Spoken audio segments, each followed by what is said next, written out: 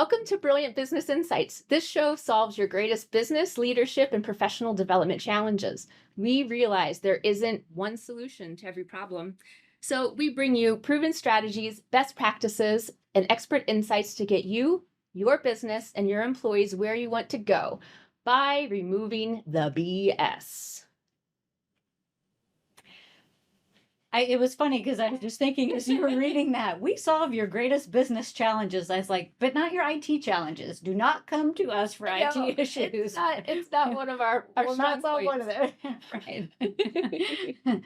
But anyway, welcome to our show. Since it was Valentine's Day, we thought, what a better topic than love? Love. Love. But this show is about removing business stress. Yeah. Yeah, so love at work. Yeah. Love is in the air. Love at work. I know it sounds like you're like love at work, and it's fascinating because we've been into a lot of Fortune 500 companies and they're always like, love? Really? And what's interesting is by the time we leave the company, they're like, hey, love you, man, love you. Like they're using it in the hallways. So it's always that, you said the L word, but then once you start getting them into what it means and the concept behind it and how it's effective, then they embrace it and it becomes like, why would you ever do anything else? So this isn't like the juicy relationships going on at work and then we talk about it at the water cooler. This is not like romantic love? No.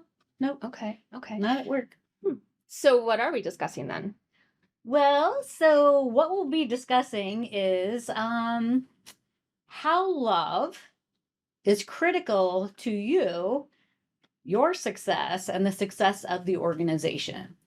And so the topic today is work-love balance. And you might be like, yeah, love is not critical to my success or the success of my company.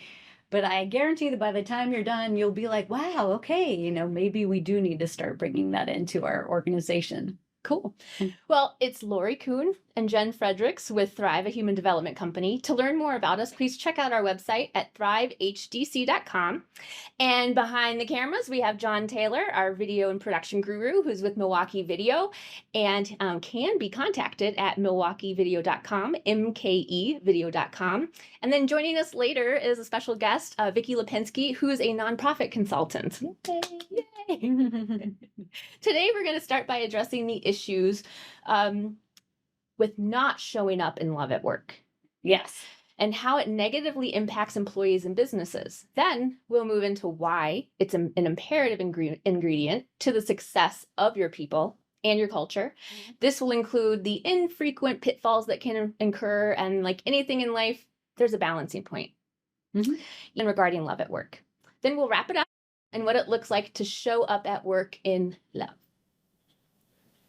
Awesome. I'm excited. I am too. So Lori, start us out. What's going on when we don't show up in love at work? Well, a lot of things happen, and I want to start by first defining what love means. Because like anything, with our language, love means so many different things to so many different people, and there's so many different interpretations. Some are good, some are bad, some are conditional, some are unconditional. And so we really want to get clear on what we mean when we're talking about love at work. And so a lot of research has proven that the practice of love improves your experience of life. And it not only with how you're showing up and how you're experiencing yourself, but how you're showing up and how you're experiencing others, how you're relating to others, how you're interacting with others. And so when we talk about showing up in a state of love, what we're really getting at is, the personal responsibility piece, the self-awareness and that connection to your inner truth. And so there's so much more that goes into the concept of love at work. And so, there's a self-care aspect of it. There's, solid boundaries and honoring people. There's gratitude, appreciation, really listening to people and showing them that you value them without compromising your professional or personal boundaries. So a lot of times people think, oh, well, if I'm going to show up in love all the time, it means that I got to let people walk on me and I got to bite my tongue and I have to do all these things that are detrimental to me. And that's not what we mean by love. When we're talking about love, it's loving yourself, loving others, and showing up in a state of love in every circumstance. So like showing up as a good person. Yeah, absolutely. Okay, cool. Absolutely. So getting back to your question, when we don't show up in love at work, what's going on? Mm. And so I always bring it back to an energetic state. So if I'm not showing up in love at work, I can be showing up as, I'm just okay and I'm showing up. I can be showing up as, oh, it's my job, I'm dragging myself in, whatever it is. Mm-hmm. I can be experiencing frustration, stress, anger, hate, all of those emotions that go along with, especially intense jobs. I find in corporate America, people seem to be operating from their sympathetic nervous system, which is that stressful place. And so one of the things I like to talk about is when you're not operating from a place of love, you're actually changing the chemical physiology within your system. And a lot of people don't understand that. They're like, what? Right. I can go into work and hate my job or talk about my coworker and I'm fine with it. I'm cool with it. Well, no, you're not. You're actually impacting your physiology and your biology. Because when I'm operating from a state of stress or negativity or any of those things, my brain, my pineal gland is releasing a chemical compound associated with that negativity. So it's a stress compound, which releases free radicals and a lot of those stress hormones into my system. So if I'm sitting here thinking, well, I can think bad things about my boss, yeah, you can, but to think that you're not impacting yourself or your physiology is naive. Yeah, I never really thought of that before we started discussing this more in depth at Thrive, and you are impacting your entire makeup. Yes. When you have these negative thoughts, and it brought me to an example of my last job. It was a difficult time at the job, and I could feel it. I pick up on energy. I could feel it in the building. And I remember, before I knew about all this stuff, I remember thinking to myself, okay, I'm going to put a bubble around myself. I am going to bubble wrap myself to protect myself. And I'm going to fill it with what I want to feel, because otherwise I ran out of energy like in the first hour of the day. Yeah. And then I couldn't go on with what I was doing. And now I know why. It's because my body was being impacted by that chemical compound that was being released. Yeah, and that's exactly what's going on, and people don't realize that. They get to the end of the day and they're like, I'm stressed, I'm exhausted, what is all this from? Well, it's because of what you're processing. Right. And so, and it goes into an energy field too, which we've talked about on other shows, but then people can start actually picking up on that. So not only is there a chemical process going on within my system, but people are reading the energy I'm putting up. It grows. Well, so part of showing up in love is I want people to feel that from me. I want people to experience that from me because, frankly, I want to experience that from other people. Yeah. I don't want, and I have an example of this. I worked with a woman and I would go in there and she was always just talking bad about the company. Oh, I hate this place, blah, blah, blah. And so I would walk in and I'd pick up that energy all the time. I don't want to be near that person. We all want to have a great experience at work. We all want to feel good at work. And if I have that toxic person there who's always, in the state of this company sucks and I drag myself here every day, I'm picking that up too. Mm-hmm. And so by coming in a state of love, not only are you benefiting yourself and your physiology, but you're impacting those around you. Right. So when we aren't showing up in love, taking personal responsibility for that, we're actually giving our crap to other people. Oh, yeah. Oh. Yeah, I usually say you're throwing up on everybody else. That's usually what I say. And you have a bad day or whatever it is, and you project it all over other people. Yeah. So thinking about showing up at work in a state of love kind of reminds me of the Greek definition of agape love, which loosely summed up is the love for mankind, for humankind, that state of holding others in gentle, loving kindness paired with personal responsibility. That's why I'm wearing my personal responsibility, love and personal responsibility shirt to remind us to show up here for you all in love and personal responsibility. We don't want to vomit all over you. And for me, I know it just feels better to go through the day that way. And I love how you, Lori, bring in how the biological effect of doing so is also better for us in the long term for caring for the whole person. And anytime we can bring ourselves back into our parasympathetic nervous system, you had mentioned the sympathetic nervous system, which is that fight, flight, or freeze, and the stress cocktails and all of that. When we can bring ourselves into our PNS to support our ability, it helps us problem solve. It helps us increase creativity, productivity, and focus is a win-win-win, which means it's beneficial for me, it's beneficial for others, you, and it's beneficial for the organizations I'm involved with. Absolutely. Well, speaking of being involved with organizations for a win-win-win, we'd like to welcome our guest. Vicki Lipinski is an experienced marketing and fund development professional with 20 years experience supporting mission-driven organizations. She is passionate about always learning, always growing, and always looking for ways as she applies her masterful broad skills to support organizations making a difference in the community. Welcome, Vicki. Hi. So good to see you. Hi. How are you today? I am great. I am honored to be here with you guys. We are actually having a hard time hearing you. Oh, no. Here we go. Okay. We hear you in lovely music as well. Oh, well, here we are. Welcome, Vicki. Is that better? Can you hear me? Yes. Thank you for joining us today to talk about bringing yourself to work in a state of love. I love love. I know you love love. I know you know that. So what does showing up in love to work mean to you? I think so many people have the misconception that love means the romantic side of love. And I take a different look at that. I think that love comes from a place of honoring the other human beings that are on the planet with us. And it goes beyond respect and admiration and empathy and compassion. I think that all feeds into it. But I think when you truly love people, you value them in a way that lets them feel comfortable in talking with you, in expressing their true and authentic self.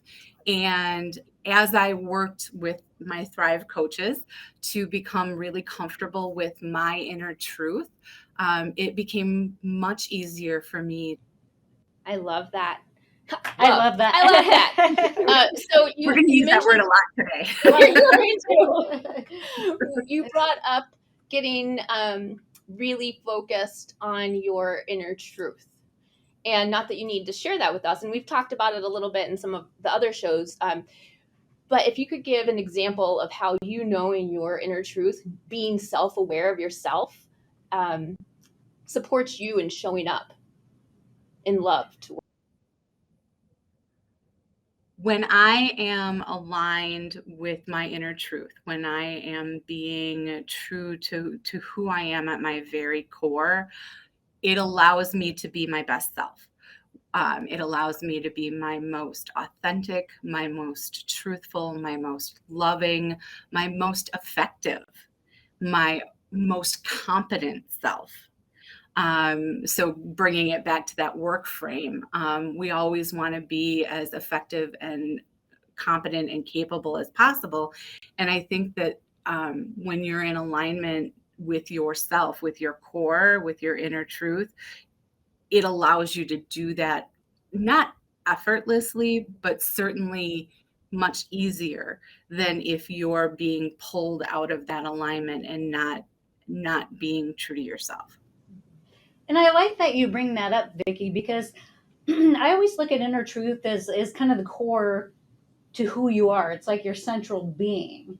And so whenever you're in challenging situations, whenever you're in a stressful environment, whenever you're in a context of a lot of different people and emotions, what's that one thing you can connect back to and bump things up against? So if someone comes in and says, you're not getting your job done and I have issues with you, you can check in with yourself and go back to that inner truth and say, you know what?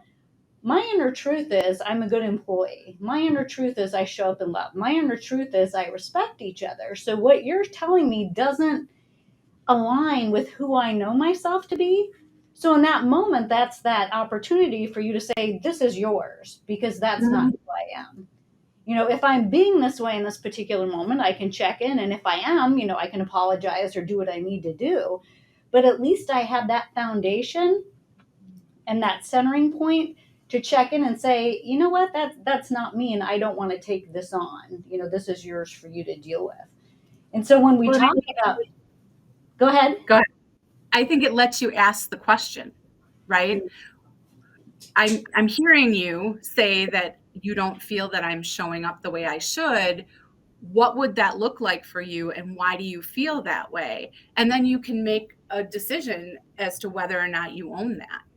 Right, absolutely. I love that you're able to, through, I would believe, transmuting the judgment through love to curiosity, you're able to go back through and really get to the heart of the issue. Yeah, well, because one of the biggest things that comes up for us as coaches is other people. How do I navigate other people? Mm-hmm. If it's their problem, if it's their energy, if it's them not showing up in love, how do I know that? How do I know that? Well, it's not up to you to know that.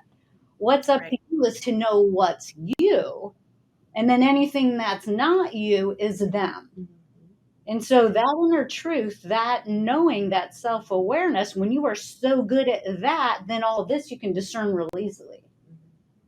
Well, and I think too, when you show up in love, it sets an example, and it gives others who may not be quite as connected to their inner truth the freedom to be maybe a little bit more vulnerable and show up in their truth and with love from them. And so it goes to creating the environment that you want and that others can flourish in. Yeah, and I always look at that, in terms of a boundary, as I'm giving someone the opportunity to show up more powerfully. And so a lot of people look at boundaries and they're like, oh, well, boundaries can be rude. Well, when you do a boundary, you want to make sure it's honoring of everyone involved. But the other aspect of a boundary is giving someone else the opportunity to level up and to really step into their full potential. Well, you guys both know me, and so there are a couple words that are circling in my head that are turning into a song that I must share.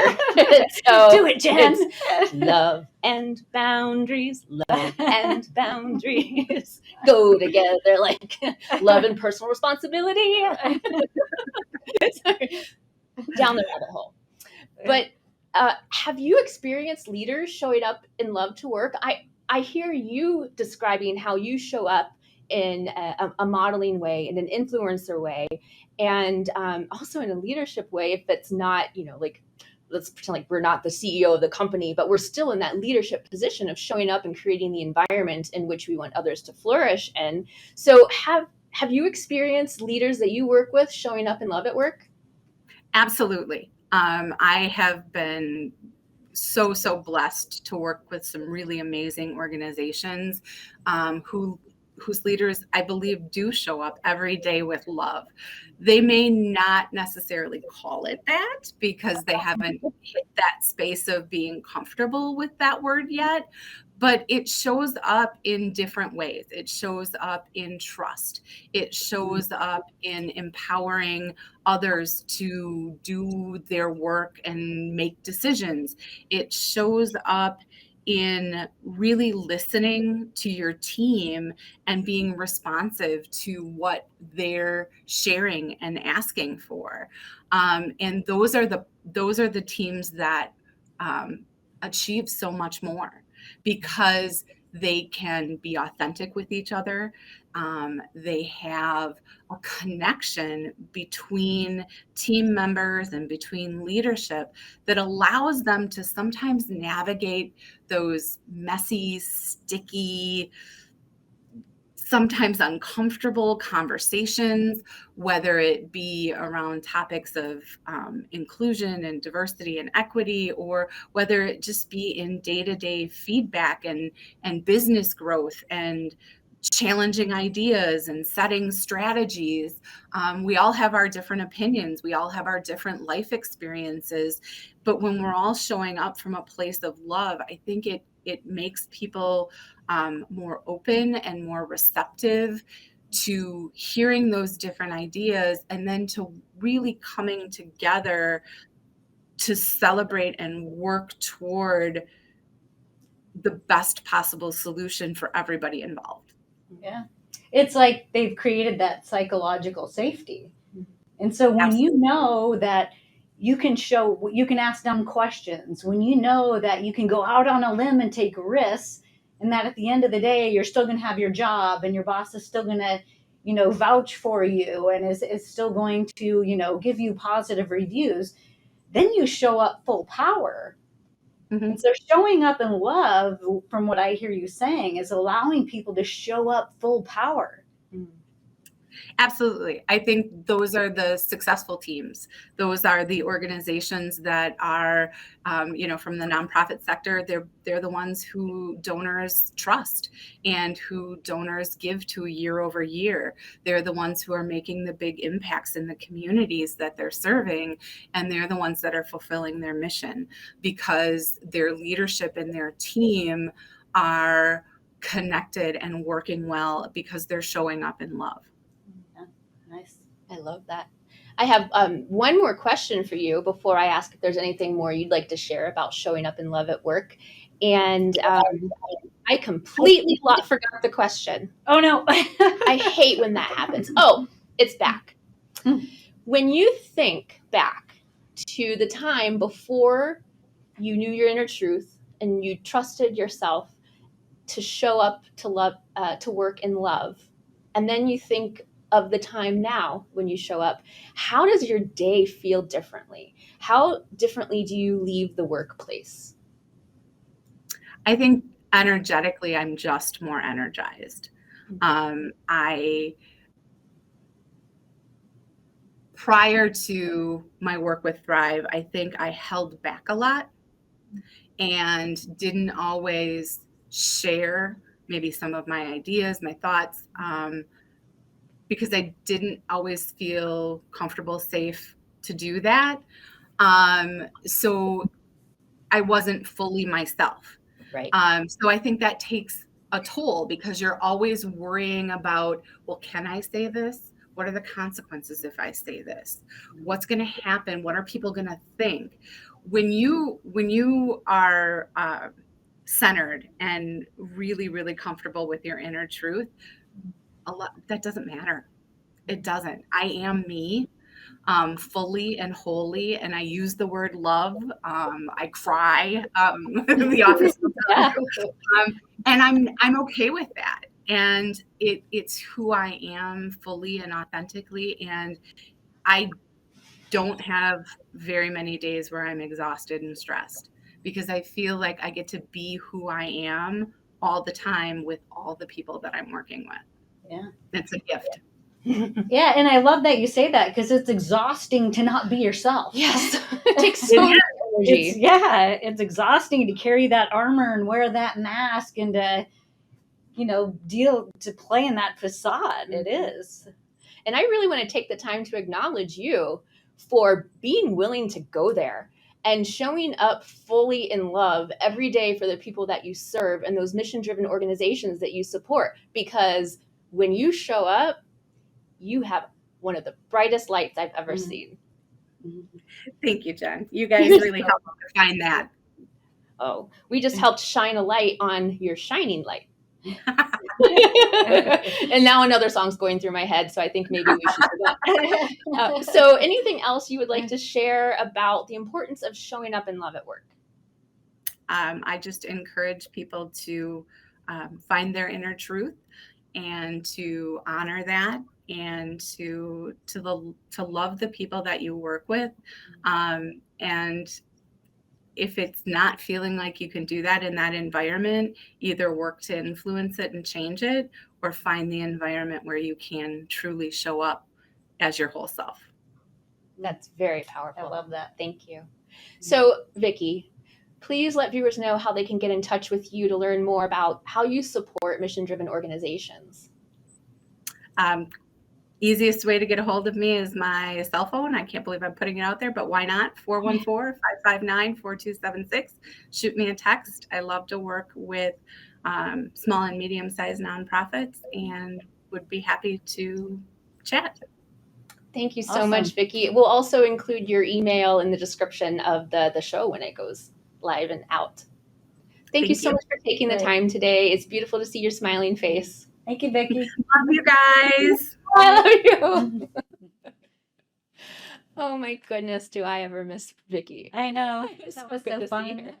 And her words just flow out of her mouth. I mean, she's so fluid in how she articulates everything that I've always loved that about her. Yeah. And it's so interesting then to think back to what she was describing before she, discovered her inner truth and worked on showing up with love at work.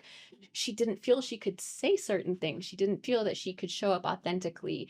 And how beautiful is it that she's trusting herself to be able to do that, and then also influencing all of the mission-driven organizations that she works with. Yeah. And I remember her when she was doing that. So I remember that time for her and how she had a lot of angst and there was a lot of turmoil about, how she was expressing herself. And so to see her now just being able to do that so freely, it just makes your heart sing, because you're like, I want everybody to be able to do that. I want everybody to be able to show up at work and be able to freely express themselves without worry and anxiety and questioning, is this the right thing to say, or do I need to, is this the right context? And you get so caught up in that animosity that you don't share. And I think that's a lot of what's going on in the mental health, the mental health crisis we're having, which, I'll talk about a little bit later on, but part of it is from that. You're afraid to say things or afraid to do things, or, you're just in this state of fear. I was in that state of fear for the first 16 years of my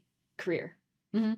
And how freeing it is to now. I mean, I just sat here and sang a mashup of a TV show and what we were talking about today. Well, thank you. So, if you get up and dance, that'll be even more fun. Well, maybe another show. We'll do that another time. But let's go ahead and get into the next segment. Why is showing up in love an imperative ingredient to the success of your people and your culture? Well, we talked a little bit, some with Vicki, and then it was interesting to find some research that's found bringing love to work can be the sure cure for burnout. So love is an antidote to employee burnout. Yeah, I mean, it's part of the physiology we were talking about earlier. Right. Absolutely. Yeah, so Gallup did a study about how to prevent employee burnout, and according to them, organizations must strategically focus on 3 areas when dealing with that burnout at work. And one of the first areas is making well-being a part of their culture. So I'm going to bring in a fact from that piece of the study that they did, that they went on to identify 5 elements of well-being for employees. And one of those elements is social, which is defined as having supportive relationships and love in your life. Nice. And they didn't, it didn't talk about just personal life or professional life, but companies should, as they structure their workplace, jobs, and benefits, do whatever they can to support employees in having healthy relationships both within and outside the workplace. So I found that interesting. Yeah, it's interesting, and that brings to mind some of what I'll bring up later, what showing up in love is not. And it goes into the balance again. So like, the title of this is work-love balance. I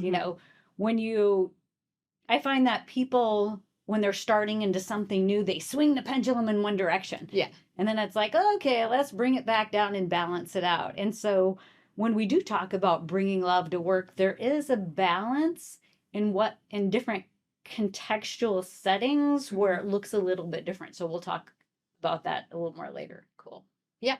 I think that is important. And then also keeping in mind that love can drive us to perform, which was another interesting fact that I found that the Harvard Business Review called out in 2014. And it was in a study in an article called Employees Who Feel Love Perform Better. So just saying that the love has a strong influence on workplace outcomes, and that those who perceive greater affection and caring from their colleagues perform better. Yeah. And I want to go back to, we have all these statistics of if you show up in love, this happens, this happens, this happens, this happens. Mm-hmm. But it goes back to what we talked about earlier. It's not just showing up in love, it's the physiological response. I mean, this is going on in your system. It's the energetic and physiological response that all of this is creating. So now, like you said earlier, if I'm in my parasympathetic nervous system, showing up in love is putting me there. Right. And so now I'm operating from the parasympathetic nervous system. Now I'm innovative. Now I'm creative. Now I'm more productive. Now I'm all of that. Satisfied with my job. Right. Committed to the organization. Absolutely. But so that's the science behind why love is driving us to perform. Cool. Very cool. And you talked a little bit about some of the reasons to show up in love at work just a minute ago. Were there some others that you wanted to describe? Yeah, and Vicki brought up some increased trust. You brought these up: productivity, engagement, communication, support, stress mitigation, higher quality of work. And for me, what it boils down to is it's just more fun. I was gonna say that. Like I loved going through and finding all of the facts and the studies and the data and what we know to be true from working with the organizations and clients through Thrive. But at the end of the day, it's just how I want to experience my life. Right. I don't want to wake up and hate going into a place where I spend 8 to 10 to 12 hours a day in complete misery. Yeah. Like that does not seem like a good use of my one life that I have to live. Like, we aren't cats, people. We aren't cats. We have one beautiful life to live. So let's influence the way that we can live it. And one of those ways is showing up in love. Yeah. Showing up to work in love. Yeah. Absolutely. And so what the crap? And what the crap? What the crap? So how can it possibly be? There was an article out there, and I was reading it right before I came here today. And it said, your work is not your family, and you should not foster that level of camaraderie in the workplace. So everything we just said, it's way more fun. Yeah. It's way more fun to have that camaraderie and to be loving and all that other good stuff.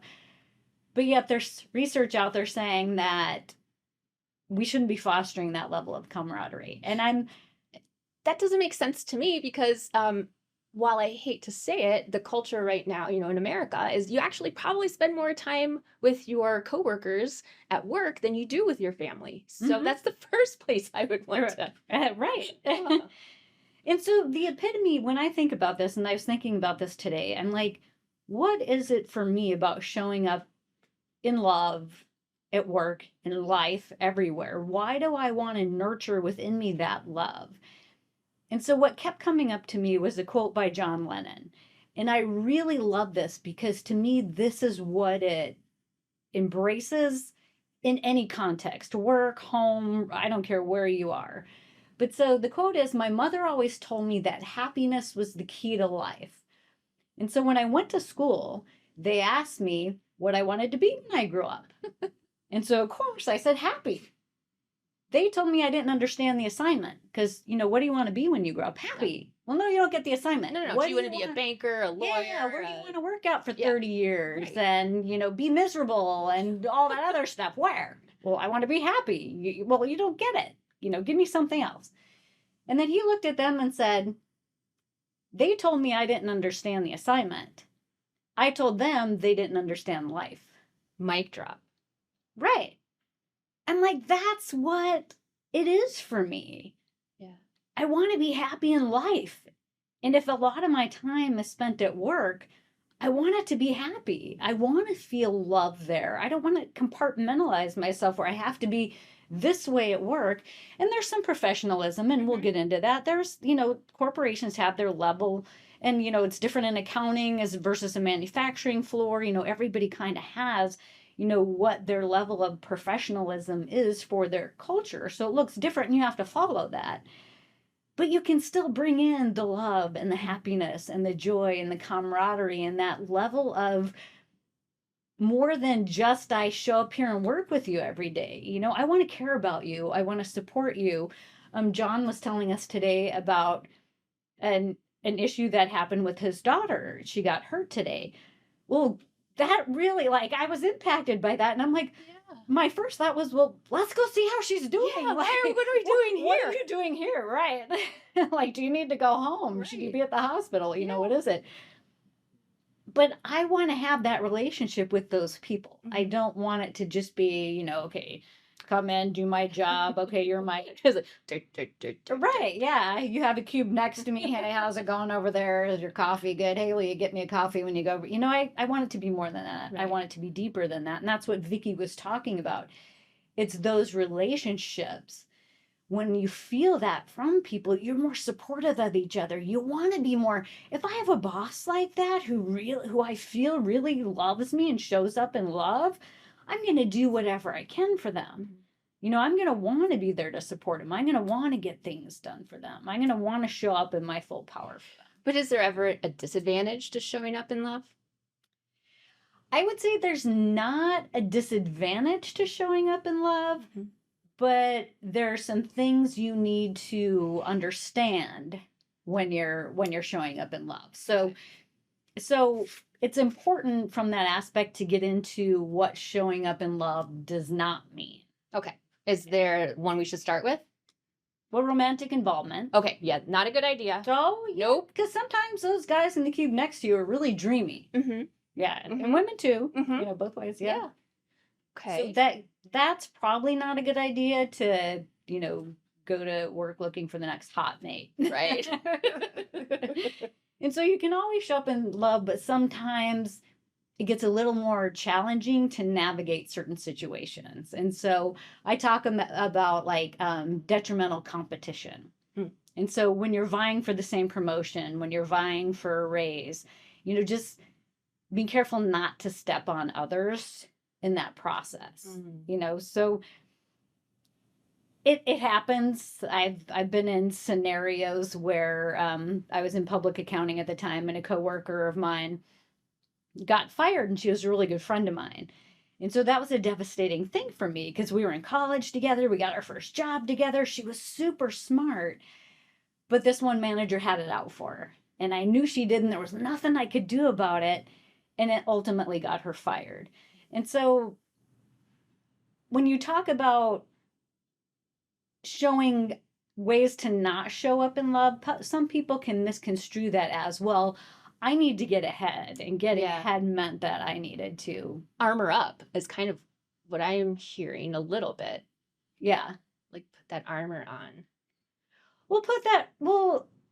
Not putting that armor on at someone else's expense. Sure. So now if I'm trying to get the promotion and I want to get the raise, I'm not going to do it at your expense. Gotcha. So when we talk about showing up in love, we're talking about doing it from an ethical place, doing it because you're smart, you're talented, you're good, not because you're stepping on other people to get there. Yeah.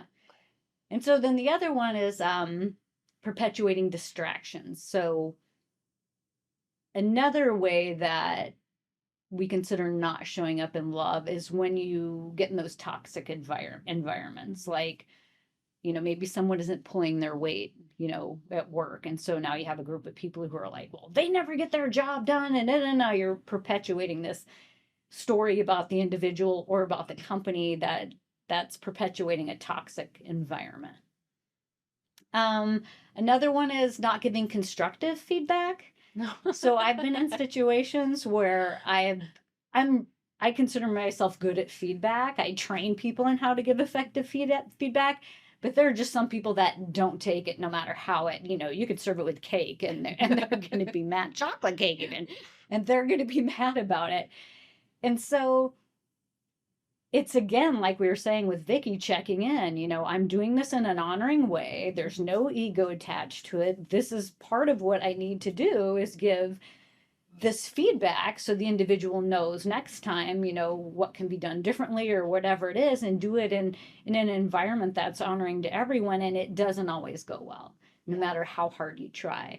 But so it's just still holding that space, even if it does go south, trying to hold that space of, your intention behind it was good, your intention behind it was honoring, and you can't change how the other individual is going to take it. Right.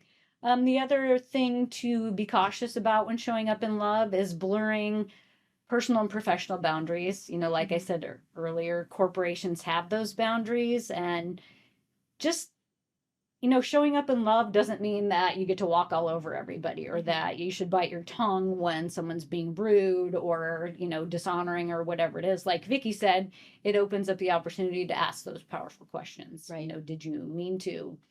That's the personal responsibility piece that we like to Absolutely. partner love with when we talk about that. Yep.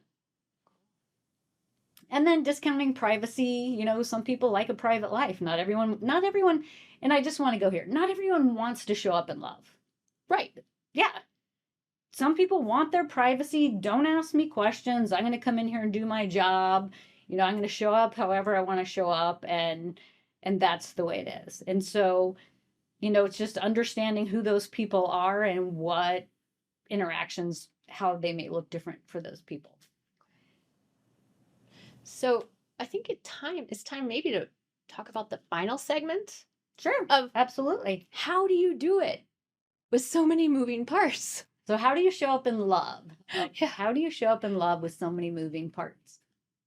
It's not always easy. No, it isn't.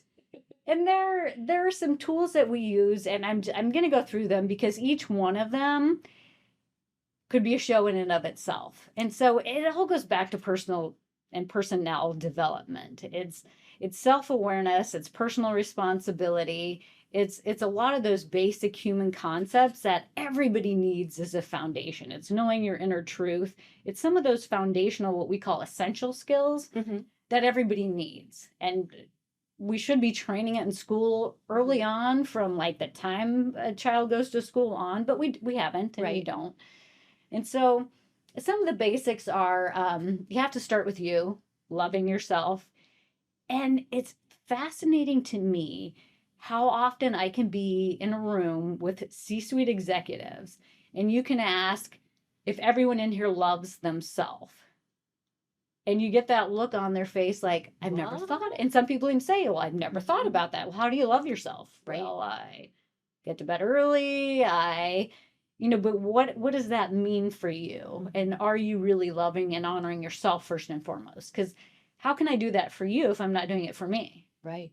That reminds me of a time I was at a local co-op market, and the register I was checking out at had a little sign, and it said, when I ask you to list the things you love, how long would it take you to write down yourself?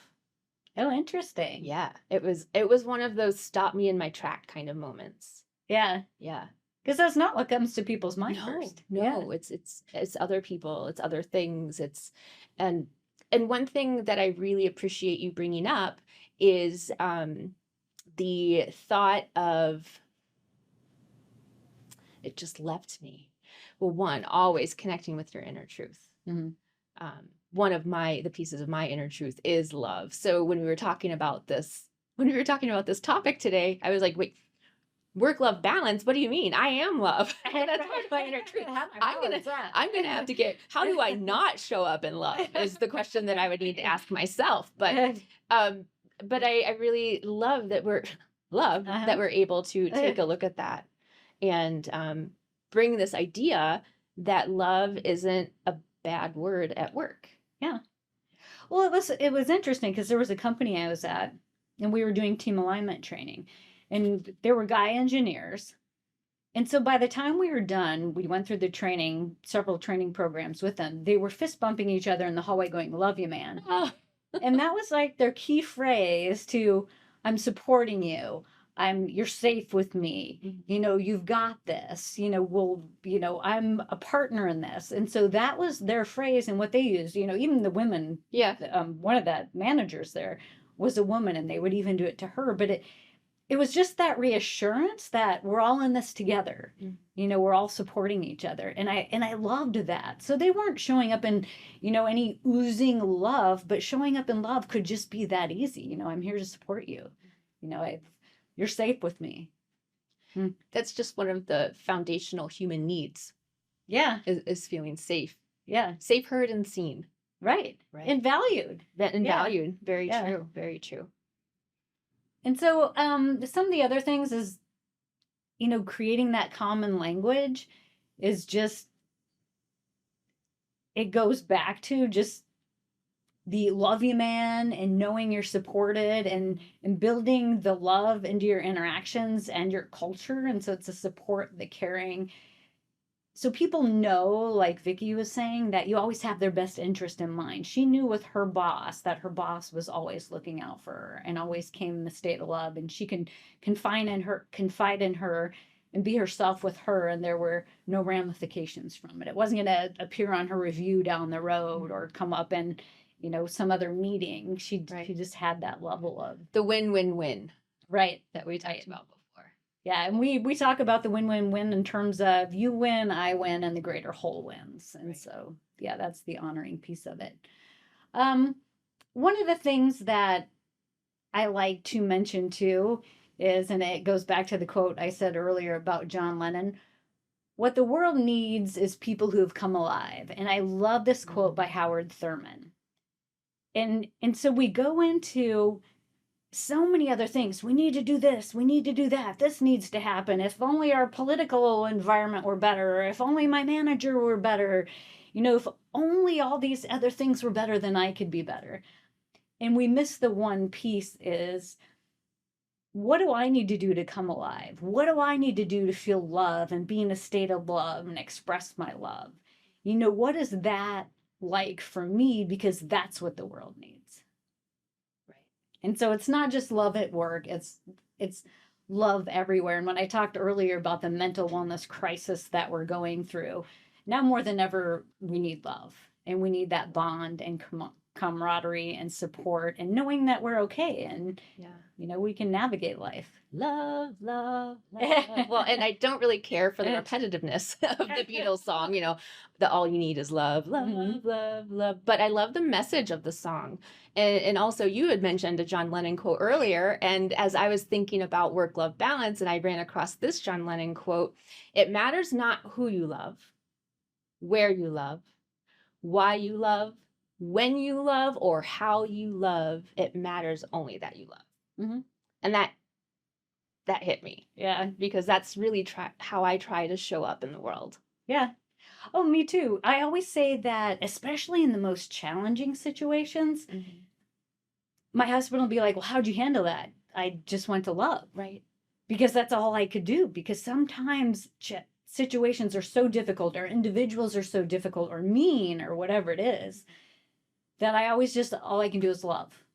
Because that is what works for me. And so when I say all I can do is love, is I send them love, and I feel love for them or the situation as part of humanity. And so I generalize it, and then I just go into, I can feel love for humanity. And so that's how I do it. Right. It reminds me of the quote, and I think we're going to talk about her anyway in a few minutes, is Marianne Williamson quote. It says, like, the miracle of the light worker is recognizing that everything is love or a call for love. Yeah. Yeah. And it boils down to that. Yes. And I have her book, Marianne Williamson, A Return to Love. This is more of a spiritual book. This is a good book if you're heading down this. It's a good book even if you're not heading down the spiritual path. But it brings a lot of insight in returning to love. And then the other one by Brene Brown, this is more from a leadership perspective, but it really brings in a lot of the essential skills that we talk about, being human, being authentic, vulnerable, a lot of those things that are part of showing up loving. Yeah. Like curiosity. I love how she talks in the book about showing up with curiosity and generosity. And then I wrote down one more part that I really like is showing up with whole hearts and not armored, so that we can innovate, solve problems, and serve people. Yeah. And she talks about holding, one of the things I like too is, and one of the things I believe in is holding space for people, whether it's holding a space of love, holding a space for them to show up in their full potential. Because like I go back to an energetic space again, when I talk about energy and how you show up and how it influences and impacts others. If I'm holding a space of, I don't like this individual, or they're never going to get it done, or they're going to fail, or whatever it is, it's a self-fulfilling prophecy. they're picking up on that, and I'm setting that environment. And so what I love about Brene Brown is she says, no, hold them in a space of love, hold them in the space of, and one of the things we teach is they've got this. Hold them in the space of it's all normal human stuff, and they can do this. Right. And then they have a better chance of doing it. Yeah. And so I want to be that for people. I want people to feel that they're better. And I had a boss like this in public accounting, and I loved him. His first name was Dan. But I could do no wrong with this guy. Like I worked my best. I did my best. I was better with clients because I was around this guy. And so I always think of that when I think about who I want to and how I want to show up. Right. And when you start looking at those skills, everyone talks about them as soft skills. Thrive doesn't. We talk about them as essential human skills. Essential and impactful. And Brene Brown even talks about it in Dare to Lead, where she says, anyone who calls these things soft skills, put them into practice, and then you let me know how easy they are. They are not soft in any way, shape, or form. Right. Yes. I agree with that. So I'm starting to think about what the takeaways are today. The day after Valentine's Day, talking about work-love balance. And the things that just really stood out for me are how love actually encompasses trust, curiosity, generosity, holding people in a space of you've got this. And then what really, really made an impact on me today was hearing from Vicki how much showing up in love at work and in life has changed her experience of life. Yeah, I would agree. Yeah, and I've experienced it firsthand as well. And so my takeaway for viewers today is the more you can start to practice showing up in love in life and in work, the more you're going to enjoy life, the more impactful you're going to be in life. And we only have one life, so let's do it. Well, I think of it too. I want people to be that way for me. Yeah. And so I need to be that way for them. And so oftentimes, we want everybody to be a certain way toward us, but we're not willing to do the work to be that way toward others. And so I always look at it as a two-way street. If I want people to listen to me, I need to listen to them. If I want people to value me, I need to value them. If I want people to love me, I need to love them. And so that's the context we're talking about. We're talking about showing up in love at work is we want that reciprocation and we want to be that for others. I totally agree. Well, thank you to our guest today, Vicki Lipinski, and to John with Milwaukee Video, and a special thanks to my co-host, Jen, rocking another episode of BBI. Thank you, Lori, as my co-host to BBI. And go ahead and join us next time for brilliant business insights, getting you where you want to go, feeling the way you want to feel, and being who you want to be by removing the BS. Thank you for joining us.